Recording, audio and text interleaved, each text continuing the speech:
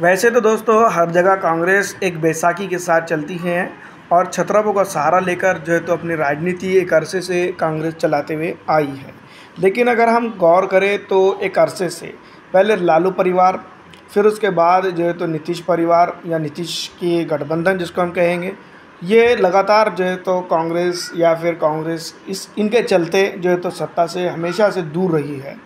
बहुत बार लालू के साथ कॉम्बिनेशन करते हुए सत्ता में रही है, लेकिन जैसे न जैसे जो है वक्त गुजरता जा रहा है वैसे वैसे बूढ़ी कांग्रेस जो है तो बिहार के अंदर अपना आपा खोते हुए नज़र आ रही है। और कांग्रेस की अगर हम बात करें तो बिहार की राजनीति से वो कोसों दूर होते चले जा रही है। अभी कुछ दिनों पहले की बात है, जिस तरह से सोशल मीडिया के ऊपर देखा गया कि कांग्रेस के राष्ट्रीय अध्यक्ष मल्लिकार्जुन खड़गे लगातार भाषण करते चले जा रहे थे और कुर्सियां खाली होती चले जा रही थी और पूरे कुर्सियां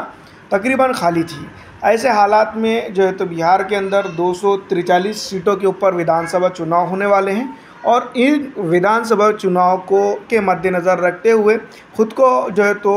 कांग्रेस पार्टी एक बड़ी पार्टी घोषित करने के फिराक में नज़र आ रही है और लगातार जो है तो आरजेडी के ऊपर दबाव डालते हुए जो है तो अपनी पॉलिटिकल विंग को मजबूत करने की बात तो ज़रूर कर रही है। लेकिन कई एक स्थान ऐसे हैं बिहार के अंदर जहां पर कांग्रेस एक वक्त में मुसलमानों, पिछड़ों, दलितों, आरक्षित समाज के बदौलत जो है तो सत्ता की दहलीज में गठबंधन के ज़रिए पहुंच ही जाती थी। लेकिन फ़िलहाल अगर देखा जाए जिस तरह के हालात कांग्रेस को लेकर चल रहे हैं, चाहे वो सीमांचल हो, चाहे वो कोसी हो, चाहे वो पटना हो, चाहे वो किसी भी तरह का जो 9 के 9 डिवीज़न है, उसमें अगर हम देखें तो बिहार के अंदर राजनीतिक तौर पर एक तरह से देखा जाए तो अछूत बनते हुए कांग्रेस नज़र आ रही है। वजह साफ़ है, ऑल इंडिया मजलिस इत्तेहादुल मुस्लिमीन भी है। इसके एक अहम पहलू के तौर पर जो है तो गौर की जा सकता है कि ऑल इंडिया मजलिस इत्तेहादुल मुस्लिमीन ने जिस तरह से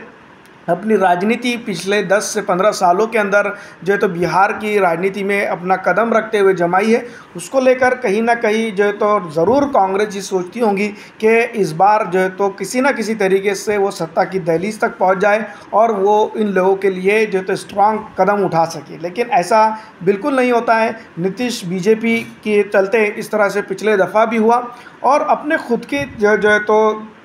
कांग्रेस के जो नेता हैं, जिस तरह से पतझड़ शुरू हो चुकी है कांग्रेस के अंदर, खास करके बिहार के कुछ इलाकों की बात करें जिसमें सिमरी हो गया है, सिमरी बख्तियारपुर हो गया है, या फिर जो भी हम कह सकते हैं कि ओवरऑल जो है तो सीमांचल की अगर हम बात करते हैं, या फिर ओवरऑल जो है तो कोसी की, पटना की, या फिर जो है तो किसी भी डिवीज़न के अंदर चले जाए तो वहाँ पर लगातार जो है तो कांग्रेस को छोड़कर नेता पलायन करने पर मजबूर नज़र आ रहे हैं। और एक तरफ जो है तो जिस तरह से देखा जाए तो आरजेडी लगातार दावा करते नज़र आ रही है कि वो इस बार जो है तो 243 सीटों के ऊपर चुनावी बिगुल बजाएंगी या चुनाव में रहेंगी। तो ये कहीं ना कहीं आरजेडी की अपनी एक सूझबूझ की राजनीति जिसको हम कह सकते हैं, या फिर जो है तो आरजेडी की अपनी सूझबूझ है जिसके चलते वो आगे बढ़ते हैं चले जा रही हैं और कांग्रेस जो है तो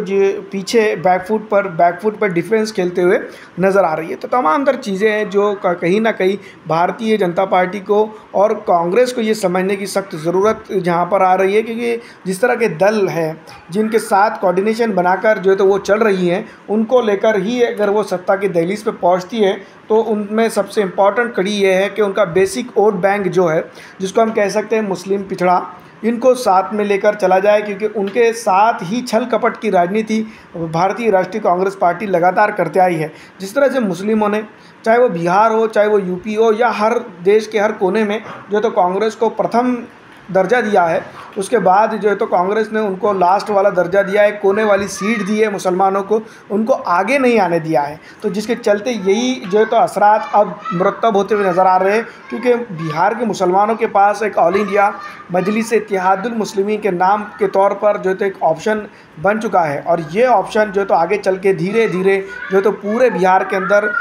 जिस तरह से ऑल इंडिया मजलिस इत्तेहादुल मुस्लिमीन की शक्ल में कांग्रेस को कैप्चर करता चला जा रहा है। अभी कुछ दिनों की पहले की ही बात है कि दर्जनों कांग्रेस के नेता जो है तो ऑल इंडिया मजलिस इत्तेहादुल मुस्लिमीन के अंदर शरीक हुए और दर्जनों ऑल इंडिया मजलिस इत्तेहादुल मुस्लिमीन के अंदर शरीक होने के चलते जो है तो कहीं ना कहीं पस्ती का भी जो है तो ख्याल कांग्रेस के अंदर आ रहा ही होगा। लेकिन जिस तरह से जो है तो कांग्रेस की अभी जो लहर जिसको हम कह रहे हैं कि जो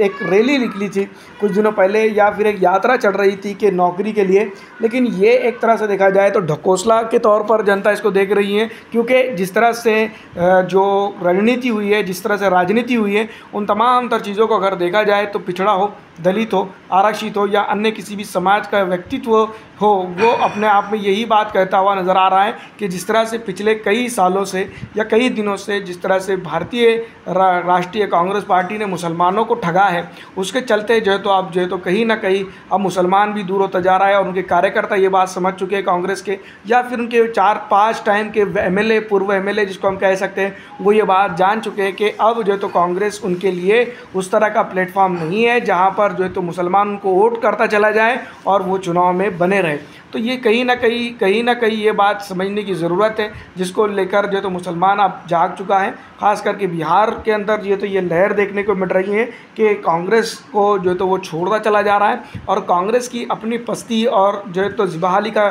शिकार उसके अपने खुद के नेता ही हैं, जो लगातार जो है तो कांग्रेस के वोटों पर चुनकर तो आ जाते हैं या मुसलमानों के वोटों पर चुनकर जो आए जाते हैं, लेकिन बाद में सीधी तौर पर अगर देखा जाए तो वो कांग्रेस को छोड़कर या फिर जो है तो अपनी पॉलिटिकल पार्टी को छोड़कर भारतीय जनता पार्टी हो या फिर किसी और पॉलिटिकल पार्टी का रुख कर लेते हैं। तो ये कहीं ना कहीं ये बात को जो है तो एक बड़ा चैलेंज बनता हुआ दिखाई दे रहा है। जिस तरह से आरजेडी ये बात समझ चुकी है कि उसके कई नेता ऑल इंडिया मजलिस इत्तेहादुल मुस्लिमीन में जाने के लिए तैयार हैं या उनके साथ संपर्क में हैं, तो ये वो बात को जान के भभक चुकी है और कांग्रेस और आरजेडी का जो भविष्य है बिहार की राजनीति के अंदर जिस तरह से डाउन होता हुआ जा रहा है, वो काफ़ी जो है तो गहरा है जाएगा अभी और जो है तो ये संकट गहराएगा, क्योंकि पिछली दफ़ा विधानसभा चुनाव के दौरान ये बात तो साफ तौर पर सामने आ गई थी कि तेजस्वी यादव और कांग्रेस पार्टी दोनों मिलकर या फिर लेफ्ट पार्टीज़ मिलकर जो है तो सत्ता को स्थापित कर लेंगी, लेकिन वो सत्ता की दहलीज से कोसों दूर रही और वहाँ पर वो सत्ता की दहलीज तक भी पहुँचने में